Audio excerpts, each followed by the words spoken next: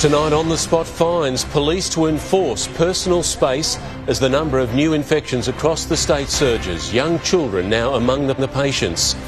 Thousands more jobs slashed. Virgin Airlines grounds most of its fleet. Even tougher times ahead. Elective surgery cancelled. A government order, no more hip and knee replacements until the crisis passes. The cruise ship blame game. Border Force points the finger at New South Wales Health for the Ruby Princess fiasco. Hundreds of couples rush down the aisle to beat the midnight wedding curfew. Tokyo 2020 becomes Tokyo 2021. The game's officially postponed. And there's a bear in there, home after home, putting a smile on children's faces. Live from our Sydney headquarters, this is 7 News with Mark Ferguson. Good evening. For the first time since this crisis began here, 2 children under the age of 10 have tested positive, a baby boy and a 7-year-old girl. They're both okay and recovering at home as the state's total number of cases exploded overnight, adding another 211. The number in New South Wales alone now stands at 1,029. Police will now enforce self-isolation, even issuing fines of $1,000. For all the assurances the young can beat corona, it's no comfort at all when it's your child in ICU. He was diagnosed with bronchiolitis. We've been put in isolation. Mum Deborah Cox with her 6-week-old Tobias now undergoing tests for the virus. It's pretty scary. I wouldn't want anyone to be in this position. Children, the new front line, as authorities announced another nightmare milestone today. We're reporting our first cases in children under 10 today. A 2-month-old baby, the youngest case in Australia to date, and a 7-year-old girl from here, Blackwell Public School, St Clair. There was no official announcement. Facebook went nuts. From one, please do not send your child to school, don't take the risk. But it is a bit of a worry, especially when you have other kids at home as well. I think they said they've got cleaners in there now, but they're waiting for the education department. But the school insisted all was safe. The child was removed before she was infectious. In this case, there's no action required. It is a personal matter. Authorities, though, desperate to slow the spread. We are stepping up on these checks. We're stepping up on enforcement. Frustrated with repeated breaches at Bondi, restaurants and cafes, new police powers. On-the-spot fines, $1,000 for individuals, $5,000 for businesses. That might just get people's attention. For breaching social distancing and self-isolation rules. If there was a large party that had more than 100 people in it, then you know what? Everyone could get a ticket for $1,000. We need to kill this virus before it kills us. Confirming too, they are fast-tracking apps to track people's phones. Even Civil Liberties isn't complaining. We're in extreme times and extreme measures can be justified to make sure that people are doing the responsible thing. The Stage 2 restrictions on weddings, funerals, almost anything, even at home. A barbecue, house party, dinner party, birthday party. Happy birthday to you. 1-year-old birthday parties and all these sorts of things, we can't do those things now. This gives an insight on why Australia's daily rates of infection climbing as quickly as Italy's and Britain's. The Premier revealing she set a threshold for the state, hinting of lockdown. If that threshold is touched, New South Wales will go further in a heartbeat. And Chris Reason joins me now from the Coronavirus Control Centre at Olympic Park. Chris, those on-the-spot fines kick in at midnight. Yeah, good evening to you, Mark. They do indeed, although police are saying they want to issue verbal warnings first of all, but that before they escalate to those $1,000 fines. But they also remind us for severe offences they can escalate even further, jumping up to fines and penalties as much as $11,000 and 6 months in jail. Interesting to note too that the Police Commissioner Mick Fuller also said today that crime right now in Sydney is down substantially, so too traffic incidents, because of course so many people are following the new regulations and going to lockdown and staying off the streets, giving police of course more time to focus on those people that are breaking the new regulations. Mark. OK, Chris, thank you. All non-elective surgery across Australia will be banned from midnight unless it's urgent, so hospitals can prepare for the expected influx of coronavirus cases filling their beds. The Prime Minister is still trying to explain bans he announced last night as even more measures are considered. clearing hospital wards in preparation for a surge in coronavirus cases. All elective surgery other than Category 1 and urgent, I stress very urgent Category 2 cases will be suspended. Until further notice, cataract surgery, knee and hip replacements, gastric banding and cosmetic procedures. What could be left for the next few months while we face this crisis. Freeing up specialists and equipment so the system doesn't get overwhelmed. We're ready for what is coming at us. And to get us ready, further restrictions agreed at last night's National Cabinet meeting. These are very difficult changes that we're asking Australians to make. Closing food courts and beauty salons with hair appointments limited to 30 minutes, banning real estate auctions and open houses, shutting libraries, galleries and swimming pools, limiting weddings to 5 people, funerals to 10, and food outlets takeaway only, while shopping centres remain open for now. We do these things, we save lives. We do these things, we can save more livelihoods. As even the Parliament here prepares to close to visitors at midnight tonight, a new consultative committee is born to help governments solve the problems spreading as quickly as the virus. A national COVID-19 consultative committee headed by former Fortescue boss Nev Power and including former Labor Minister Greg Combet and former Health and Finance Department head Jane Halton. An acknowledgement the government doesn't have all the answers. And Mark Riley joins me now from Canberra. Mark, the National Cabinet meets again tonight. What's on the agenda? Well, no major announcements expected this time, Mark, but important discussions on how state education systems are using online learning technologies to provide remote teaching. The Prime Minister adamant that no child should miss out on their education, and sharing information on ICU capabilities and surge capacities in each state hospital system with the aim of sharing resources where and when possible, and progress on rent relief for tenants, which I'm told is still about a week away from finalising. There'll also be some planning for what stage 3 restrictions will look like, but not moving there just yet, Mark. OK, Mark Riley in Canberra, thank you. Australia's jobless crisis just got a whole lot worse, with almost 1,400 Rivers, Katie's and Noni B clothing stores to close tomorrow. Some 7,000 workers will be stood down, most bound for welfare queues, where the fear of going broke is boiling over into anger at the long delays. This single mum has lost her business and her patients, forced to queue again after the MyGov website failed again. I've tried to get online, couldn't get through, so my only option is to line up here. At first it was bartenders and kitchen staff. The shutdown has quickly claimed workers in every profession, from lifeguards in Western Sydney, local pools, to taxi drivers. It was bad before the virus and now it's very bad. There's nothing out there. Today, 7,000 staff from Rivers, Katie's and Noni B were given their marching orders. Those queues represent families who are doing it tough. Centrelink today introduced a new function online, telling people to go to the MyGov website and click on Intention to Claim. You should receive a phone call within 2 days. Payments will be backdated from Monday. And already we've had over 200,000 registrations. Despite the reassurances, real people are finding it virtually frustrating. You tried getting online? Yes, I have. Midnight, 3 a.m, 9 a.m. Whether you make it to the front of the queue, register online or by phone, the whole point of this is to provide a livable wage to replace the wages suddenly snatched away. But a lot of people we've spoken to today say they're being told it could take up to 6 weeks before the money hits their accounts, and they've got bills to pay right now. We just urge this government to do everything it can to get these big cash payments to people in their hands. With predictions of 2 million out of work, the government will need some new lines for those lining up. The economy's going to go bust. I'm unemployed. They're all unemployed. What are we going to do? One small ray of hope, Domino's Pizza today calling for 2,000 delivery drivers as demand for takeaway takes off. Brian Seymour, 7 News.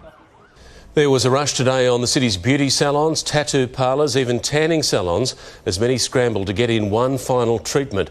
At midnight they'll close, and for many more workers it means a very uncertain year ahead.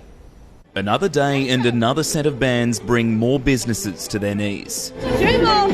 At Bondi this morning, gyms moved classes outside, equipment sterilised, classes limited to 10. We just keep our social distancing, as you can see, 1 metre, 2 metres, metre and a half apart. Some pools have already closed. But from midnight tonight, everyone in the country will have to follow suit. Last swim, it's really sad. I come here every day. A bit of a shame that we have to close it when it's an open air pool. Really, how are you going to get sick here? On the northern beaches, the library at Warringah Mall is closed. The food court at Bondi Junction already stacking away chairs. Paddy's Market is shut, but food markets are still keen for your business. Farmers and small businesses who really rely on this market, so we hope that they will let us continue. The biggest impact will be in the beauty industry. At salons today, a rush to get in one final appointment. Pretty intense, and it's pretty emotional because obviously I have staff and you set up a business and it becomes part of your family. At this Parramatta tattoo parlour, something permanent before the temporary shutdown. Well, I don't want to go 6 months without getting a tattoo. Hairdressers can continue, like here in Bankstown, as long as appointments are under half an hour. I reckon these next few days they're going to close us down. When venues like this close at midnight tonight, the hardest part for operators is not knowing how long it will be before they can open their doors again. And that means so many more people across the whole country are now out of work. Is it going to be 4 weeks or is it going to be 6 months, and then to be out of work? And it's quite emotional. And it's only just begun. Andrew Denny, 7 News. Our share market has again rallied, buoyed by a big jump on Wall Street overnight. Network Finance Editor Gemma Acton joins me now. Gemma, we started and finished with the session with a welcome spike. Mark, we did the ASX 200 rose by 6% within 10 minutes of opening, but then drifted lower for most of the rest of the day until a late bounce saw shares finish 5.5% higher.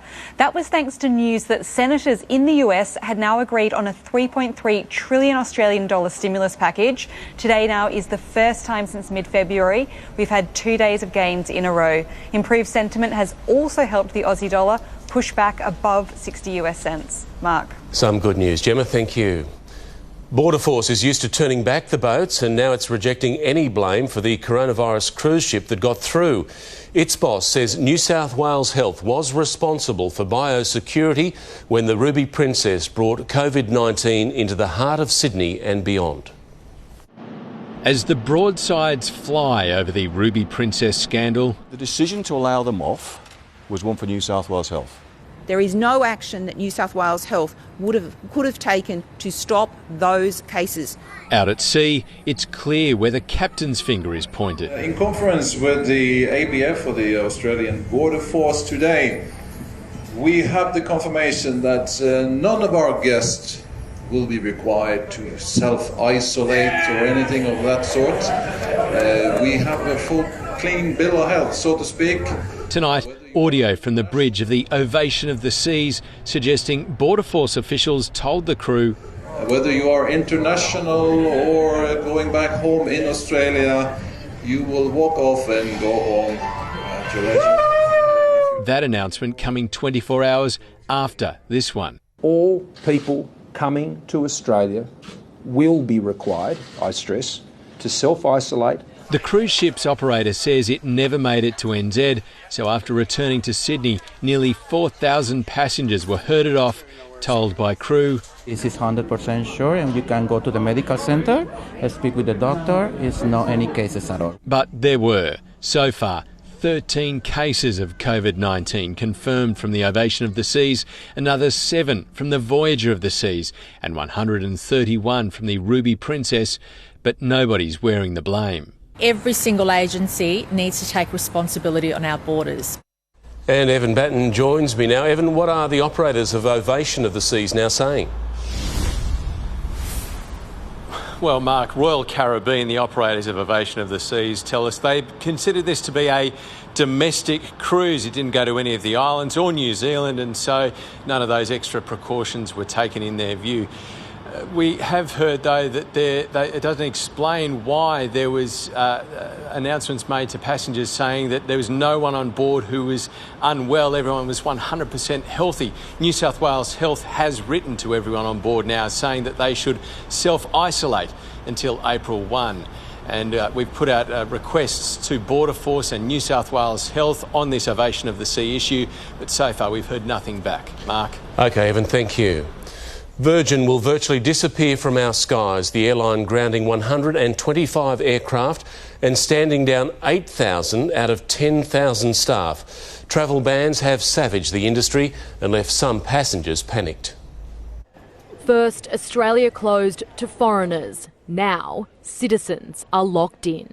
We have previously had a do not travel warning. That will turn into a ban. The majority of Australian coronavirus cases have come through our borders. Natalia was one of them. My dad picked me up from the airport. Obviously, we distanced ourselves, but just knowing that we had some contact is concerning. Australians who live overseas will still be able to leave, and essential travel is exempt as tourists try and fail to get out. That's why I'm sat here, because my flight's been cancelled. I asked them for a flight to Amsterdam or to any city in Europe, but it's not possible.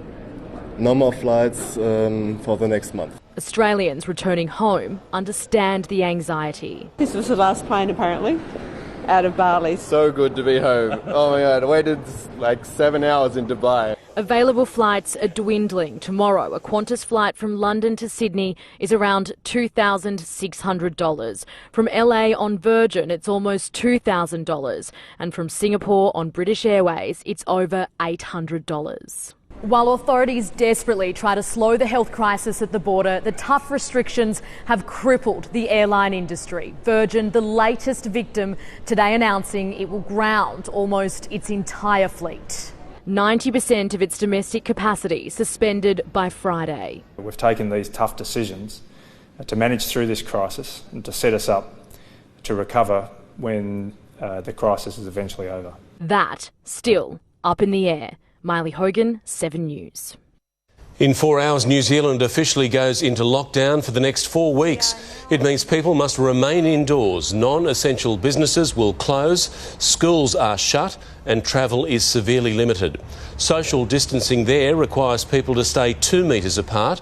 More than 200 Kiwis have tested positive for coronavirus. Queensland is just hours away from closing its borders, sealing the state off from the rest of the country. Mac Lyon is on the New South Wales border at Tweed Heads. Mac, what will happen there from midnight?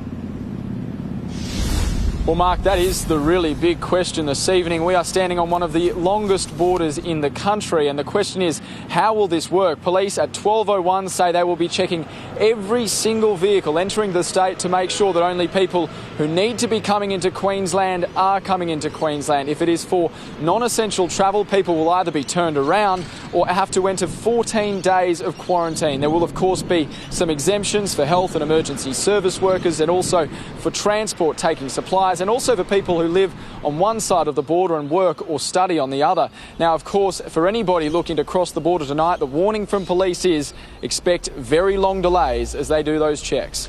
Yeah, plenty of confusion. Mac Lyon at Tweed Heads, thank you. The Teachers Federation is demanding normal school operations end by Monday so they can properly protect teachers and children. Already the absentee rate is 84%. Many parents of youngsters are also facing dilemmas, forced to pay for childcare even though they're doing it themselves. Like it or not, some parents are still sending their kids to school. Mostly we're worried about the virus. Look, it is a chaotic situation. It's very confusing, difficult to keep a track what's going on. Now the Teachers Federation is fed up with the confusion, calling for schools to shut by Monday. To commence an immediate transition to emergency mode of operation for our schools, where we will look after the children of our frontline emergency workers. It wants an urgent meeting with the Premier. For now, though, she isn't budging, instead responding to reports some teachers are sending home kids whose parents have non-essential jobs. If teachers are taking it upon themselves to make up their own messaging, I would discourage them from doing that. The headaches for parents with younger children are getting bigger too, with daycares charging the same rates for services they're not providing. Fearing COVID-19, Felicity took her son Nate out of daycare. We're still paying $86 a day. That's because if she withdraws him completely, she could lose his spot, meaning when this is all over, he would have nowhere to go. We need to take away the financial penalty involved in keeping children at home. Every daycare centre have the exact same rule because they're governed by how the government run it. and that's how the government are running it. Only a government shutdown would ease the financial burden for families. Tom Saker, 7 News. Australian athletes and officials have welcomed the announcement that the Tokyo Olympics and Paralympics will be postponed until next year. Organisers and Japan's government agreed the global pandemic made it impossible to stage the Games 4 months from now. Tokyo 2020 is now Tokyo 2021. A phone call earlier today from the most senior power broker in the Olympic movement and the Japan Prime Minister sealed the decision. We are facing an unprecedented challenge. This postponement is the first ever postponement of Olympic Games. I got an answer from President Bach that he agreed 100%. It comes days after a number of countries, including Australia, told the International Olympic Committee a Games in 2020 was simply not possible. There are some tough times ahead for all of us. There are times we're going to have to show that Olympic quality of resilience. The one thing that I think has been killing all of us, athletes, staff, coaches alike, has been the uncertainties. The Australian Olympic Committee is confident the 60% of our team that had qualified for Tokyo in 4 months won't have to go through the same process again next year. For a lot of our athletes, it's now a case of resetting for another 12 months of training, but most right now are in lockdown. Disappointment, 4 years of training and setting themselves for July and August are now gone. But also a sense of relief their welfare was put first. And a lot of athletes will be hurting at the moment, but I think everyone in every industry is affected, and it's about overcoming this together. The health of all these people remain the top priority. Jim Wilson, 7 News. We'll have more on this crisis later in the news, and the latest will bring you any developments after 7 p.m. Then I'll have our next news bulletin tonight at 9:30. But time now for a look at our weather. Here's Brownie. Thanks very much, Fergo. Well, we've had a bit of everything today. A few showers, sunny breaks, and even a storm by mid-afternoon. A severe one at that, 37 millimetres in Bringelly in just 1 hour. As we go to the radar now, we're tracking a mixture of showers and storms passing right across the Sydney metro area. This weather will continue for several hours. As we have a look at statewide conditions, a warning for severe thunderstorm activity falls to the north of us. Storm cells, especially up through this region, have the capacity of dumping very heavy rain, big hail, and of course squalls associated with those storms in excess of 90 kilometres per hour are likely. But the stormy weather should gradually contract to the northeast corner of our state, this happening overnight into the early hours of tomorrow morning. But temperature-wise at the moment, it's cool. In fact, 19 degrees in Penrith, Gosford up the coast, it's sitting on 20. Local forecast, top of the hour, Fergo. OK, David, thank you. The Prime Minister has announced major changes for weddings, parties and funerals. Next, the last-minute rush to tie the knot in this time of corona.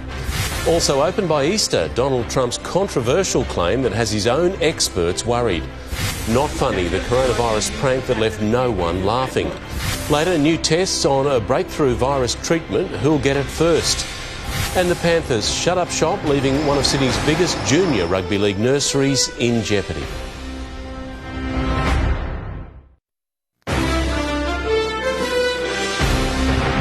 Welcome back. A Coffs Harbour man has been charged for pulling a COVID-19 prank on police. He pretended to have tested positive after walking into the police station yesterday and allegedly coughed at a 71-year-old female officer. I've been tested positive for that coronavirus. Sorry? I've been tested positive for that coronavirus. Oh, yeah. Yes, I have. The 21-year-old has been charged with intimidating intent to cause fear. The new rules have thrown wedding plans out the window, forcing a shake-up for ceremonies and funerals across the country. Coming into play at midnight, they've led to a number of couples heading to the altar early. Rushing down the aisle before the clock strikes midnight. Annie Downey and Warren Briggs tying the knot in front of a small group of loved ones. It is my very great pleasure to declare you to be husband and wife. Warren, say yes, my bride. Social distancing briefly out the window. But from tomorrow, new strict coronavirus rules will limit weddings to 5 people, meaning after the couple and celebrant, only 2 guests. You thought we won Lotto because we were jumping up and down when they said, and it's from midnight tomorrow night. We're yes! Right, we're in. some of the events that have been some of the major transmitting events, it has been exactly these types of events, particularly weddings. The virus making the big day a big dilemma. It is not everyone's dream at all. It's huge disappointments. There's lots of brides in tears. But not for Bindi Irwin, who also beat the rules, marrying her longtime boyfriend at Australia Zoo. The new measures will also affect the way we mourn. Only 10 people will be allowed to attend funerals, and mourners must practice social distancing, meaning no hugging or touching. Bring an iPad or a phone and FaceTime it so that people that can't attend can still watch and observe and feel like they are part of it. Trying to make life's biggest moments still work in sickness and in health. Natasha Squarey, 7 News. President Trump wants America open for business by Easter, planning to ease restrictions in clear defiance of medical experts, worried state leaders and the rest of the world.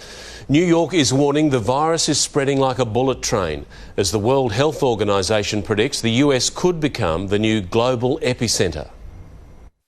Hoping for an economic resurrection. I'd love to have it open by Easter. Donald Trump gives America 19 days to weather the COVID-19 crisis. We have to get our country back to work. The president planning to ease stay-at-home guidelines by April 12, despite experts maintaining they're the best weapon to slow the spread. I'm sure that we have doctors that would say, let's keep it closed for 2 years, okay? Let's close it up for 2 years. Now, insisting hotspots can be closely monitored while those in less affected areas can get back to work. We want to start up as soon as we can. Wall Street got a head start. Stocks soaring as the Senate made headway on a stimulus package. We begin to see the light at the end of the tunnel. That light at the end of the tunnel could be a train coming at us if people are out and about in a way that spreads the disease further. Even if Donald Trump does wind back federal restrictions, it's likely hotspot states like New York, Washington and California will go it alone, urging its residents to stay indoors for weeks or even months. We're not going to put a dollar figure on human life. New York's cases are now doubling every 3 days, those fleeing the state told to quarantine as the military rushes to build field hospitals and the governor begs for 30,000 more ventilators. You pick the 26,000 people who are going to die because you only sent 400 ventilators. In the United States, Ashley Mullaney, 7 News. The threat this virus poses to the future of NRL clubs is well known, but tonight 7 News can reveal the potential damage runs all the way to the grassroots. Mel McLaughlin is here, and Mel, one of Sydney's biggest junior rugby league nurseries, is now in jeopardy. It certainly is, Fergo, and with the Panthers group facing a potential $40 million hit to their bottom line, there might be no money left to fund the Penrith Junior Rugby League. Coming up, Chief League reporter Michelle Bishop speaks with Panthers boss Brian Fletcher and other club power brokers on how they're managing the COVID-19 crisis.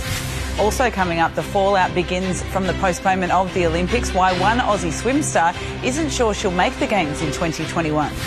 And a big scare at Sandown today puts racing in Victoria under the spotlight and what it means for the rest of Sydney's rich autumn carnival. It's no real surprise a spotlight to be shone on racing. Yeah, another one possibly falling over. Yeah. Thanks, Mel.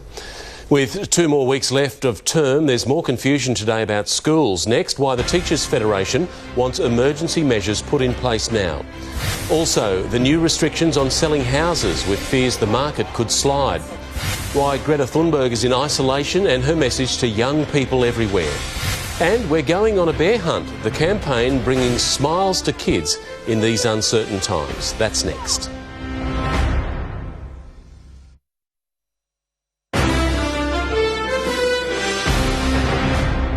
Welcome back. Experts say the government's latest coronavirus restrictions could see Sydney property prices fall by up to 20%. The market's already been hit by unemployment. Now the ban on public auctions and open house inspections could see many buyers drift away. Agents were already taking corona precautions, gloves and disinfectant, not enough to save open homes on the restricted list from midnight tonight. A last chance today for buyers. With all this happening, people are a bit spooked. There's a lot of unknowns now. From tomorrow, the only way left to physically inspect properties. Yeah, well, I think a lot of the agents are talking about one-on-one appointments. And more use of video to show them off, even FaceTiming between vendors and buyers. But sellers are pulling out. I think we're going to see a big slowdown in the new property hitting the market.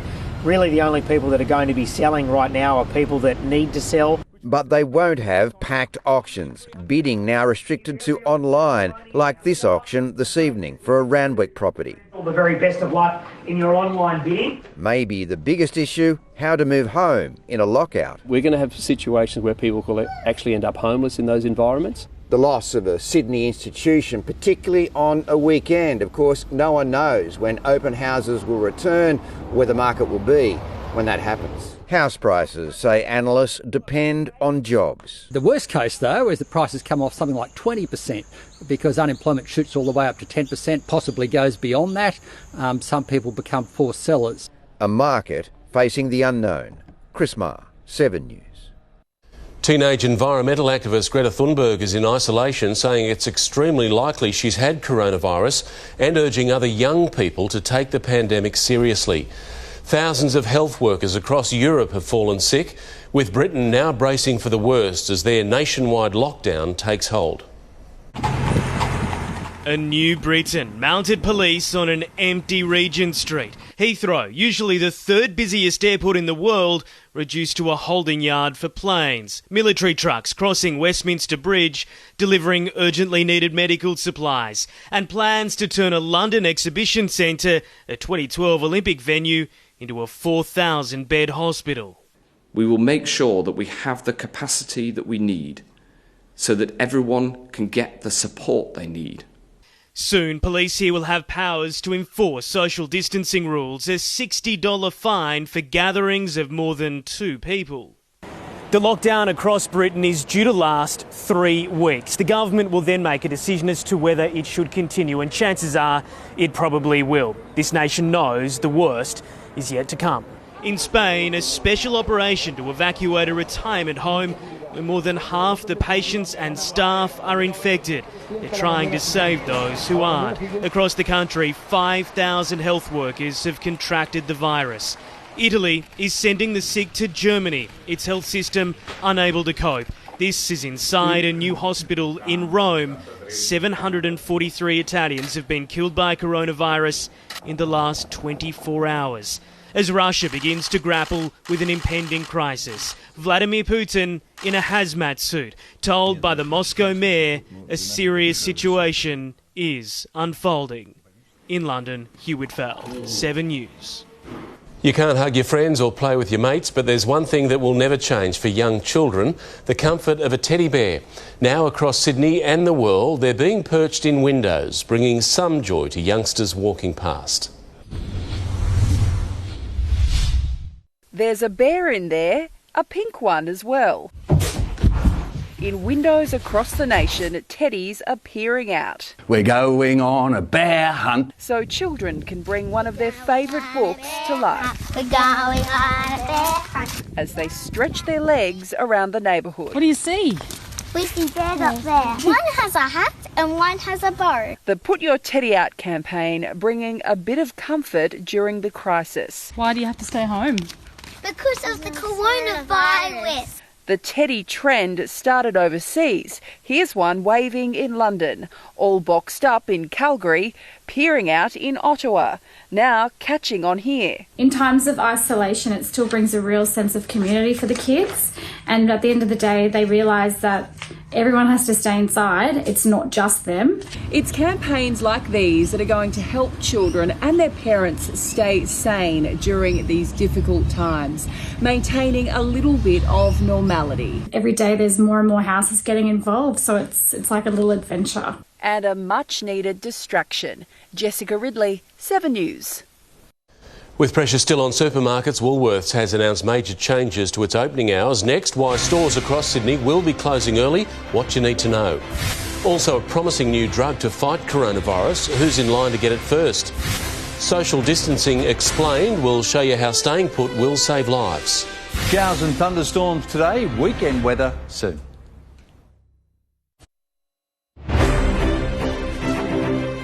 Checking the markets now, and as we've reported, the ASX surged on late news. The US has agreed on a giant stimulus bill.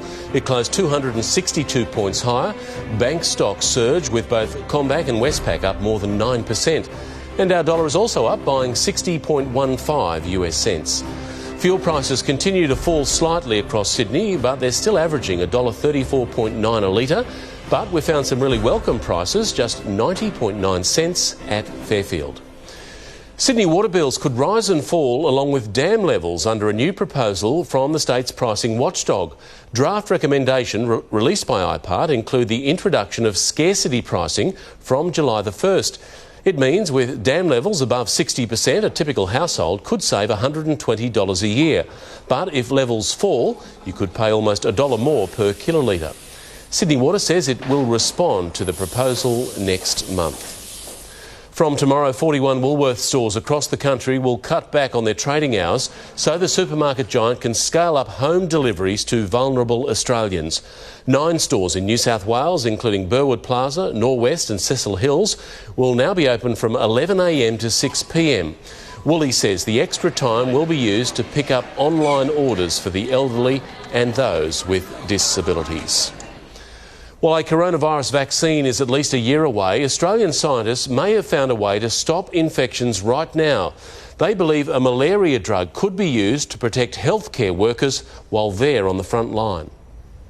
Our healthcare workers are invaluable in hospitals helping to fight the coronavirus pandemic, but that also makes them the most vulnerable. They're going to be the ones that are predominantly exposed to looking after patients, and we don't want to see them getting sick because we need them in the workforce. Today is really about talking about a clinical trial in healthcare workers to help prevent them getting coronavirus.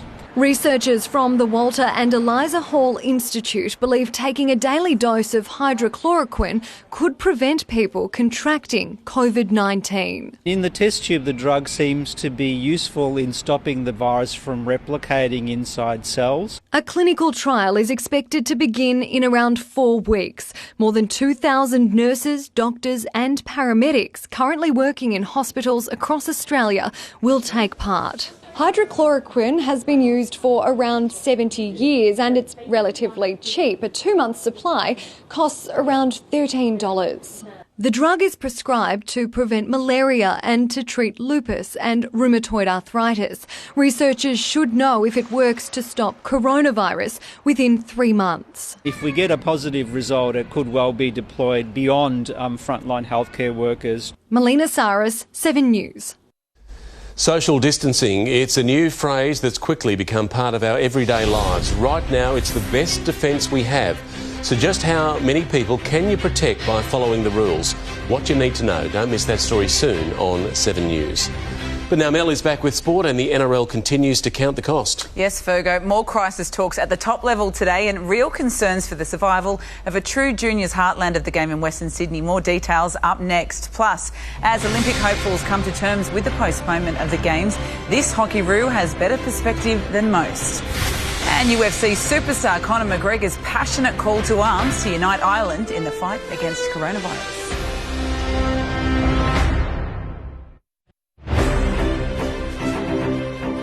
Welcome back. The NRL has begun talks with the Players Association about the prospect of pay cuts to keep clubs afloat.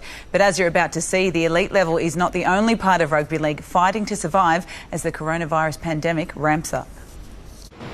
As the doors shut at Panthers, it effectively severed a lifeline to the Western Sydney community. It's a bigger effect on us, but it's the same result for everybody. It's catastrophic and we've got to be able to work through it. 700 people stood down or forced to take leave. The situation's so dire, there's a chance Penrith's Junior League, the biggest nursery in the country, is at risk of not returning next year. We mightn't have junior football next year. We mightn't have flag. We mightn't have Canterbury Cup. We've got to look at all those things now. Like most NRL clubs, the staff have been told to take annual leave. The players sent individual kits to take home to continue to train. If lockdown starts to come tighter and tighter, there'll be stuff for them to do just in their own backyard or even in their own lounge room.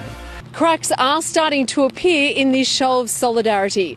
Club bosses are divided over a current funding model which could see those in deeper financial stress receive more. The agreement we've got with the NRL states categorically that it's an even share, so there won't be any scaling up or down of finances. It's no doubt a time for a correction, a market correction, and we'll all be doing that in our current planning models. Despite sending their NRL staff on leave this morning, the Family Club is confident they'll see this crisis through. We all have to show resilience, and the Bulldogs are a proud, resilient club.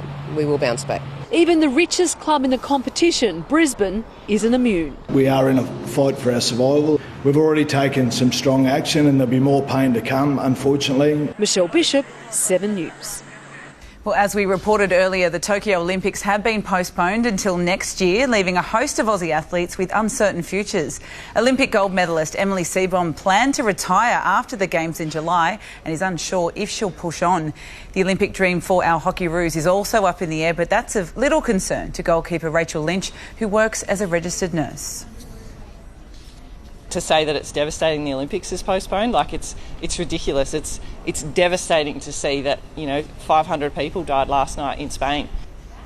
It was supposed to be getting very real for canoe slalom world champion Jess Fox.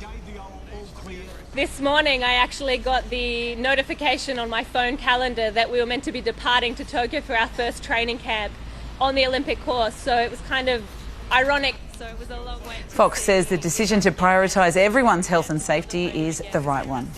Well, one of the last sports still standing in Australia, horse racing is dealing with a potential disaster tonight. The meeting at Sandown in Victoria was abandoned today and racing in the state is suspended until at least Friday as a participant is tested for COVID-19. Stakes Day at Rosehill on Saturday is still going ahead at this stage under strict new biosecurity measures. They include the number of jockeys being limited to an elite group of 25 with interstate riders banned. This time of year, the big money races, you want to be there. Now I can't, but at the end of the day, it is what it is. I'm not the only person in that boat. You've got your Craig Williams, your Mark Zaras, your Damien Olivers. Racing New South Wales boss Peter V'landys says the final call on whether racing continues will be made by government experts. Stakes Day is live and free on 7 on Saturday. UFC superstar Conor McGregor has made a passionate plea to his homeland Ireland and the rest of the world on what he believes is needed to defeat coronavirus. I know a good tough fight when I see one, and we have one on our hands now. I want to call upon my people, the great people of Ireland. This fight needs us all. We are all in the red corner together, awaiting the bell.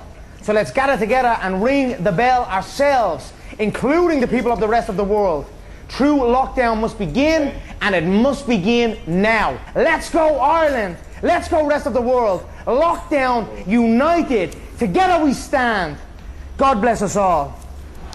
McGregor says social distancing is not enough to stop the rapid growth of the virus. Well-intentioned, and we're not ones to go up against anything Conor McGregor says, I think. Whatever he wishes. In some breaking news regarding the Olympics, the torch relay, it has been cancelled for now, or postponed until, well, a later date anyway. But the flame will remain lit as a beacon of hope, and Tokyo 2021 will still be called Tokyo 2020. Again, as a beacon of hope for everyone. A very special relay when it does happen. It will be, okay, absolutely. Thank you. Even Conor McGregor is talking about it, social distancing. It's a term we've heard a lot lately, but what does it mean and why is it so important when it comes to stopping the spread of this virus? Seven's Melissa Doyle explains. In March 2003, the World Health Organization declared a global pandemic. A deadly new virus had appeared in southern China and was quickly spreading. Nearby nations imposed strict quarantine measures, stopping it in its tracks. The virus was SARS, and health authorities breathed a sigh of relief. They had managed to avoid a global catastrophe.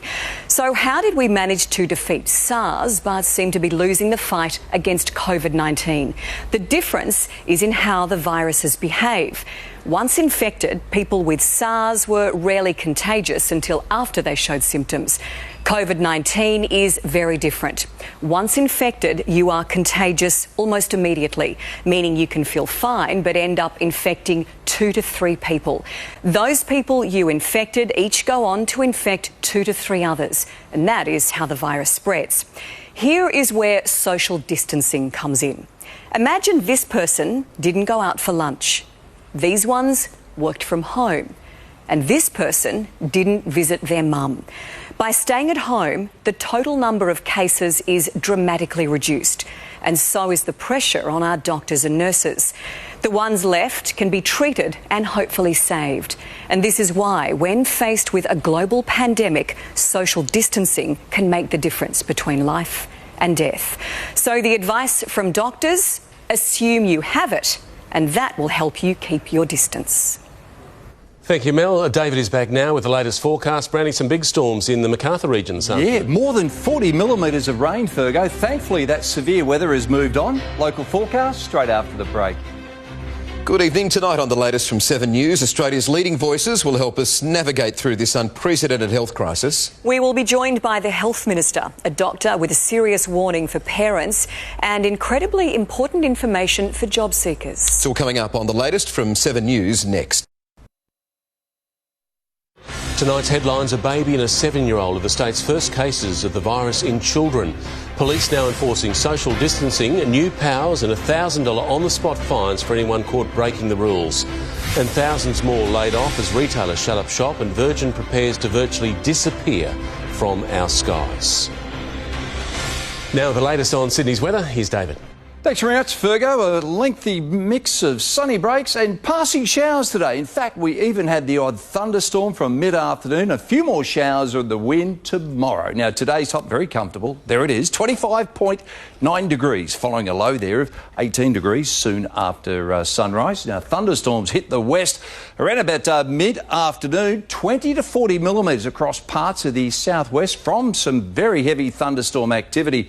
Most of that has now moved on. From our weather eye in the sky, we have a warning for severe thunderstorms to the north, also through central parts of the state as well. The trough behind the showers and storms is gradually contracting towards the northeast corner of our state. But having said that, we'll be stuck with this unstable south to southeasterly tomorrow. It'll be cold and we'll have some showers too, affecting the remainder of the coast and of course the adjoining slopes as the day wears on. Interstate tomorrow, warm and sunny weather is expected in Brisbane, around 28 degrees. Melbourne, fine, coolish, around 21 degrees. A little bit warmer in Adelaide, around 24. A hot day is building in Perth, with a forecast top there at 37 degrees. Back home, a mixture of showers and storms to the north. Severe storms are likely over the northern tablelands during the afternoon. As I mentioned earlier, scattered showers for the remainder of the coastal fringe. It should be sunny west of the Great Dividing Range and cooler than today. Of course, the same goes for our metro area, with some showers just sailing through. It'll be a mostly cloudy day under that south to southeasterly. In fact, a strong wind warning covers our coastal waters. The southeasterly is expected to strengthen to around 20 to 30 knots late in the day. For the city, keep the brolly handy. A few more showers moving through as we head for a forecast high of around 23 degrees. As for the next 7 days, let's check out the outlook. Friday, improving. 1 or 2 showers, essentially dry for most of the day. I think this pattern will persist across the weekend. Storms building the early part of next week. That's the latest weather. Fergo. Good on you, Brownie. Thank you. And that is 7 News for this Wednesday. The latest is up next, and I'll have a special edition of 7 News at 9:30. I'm Mark Ferguson from all the team. I hope you have a great night.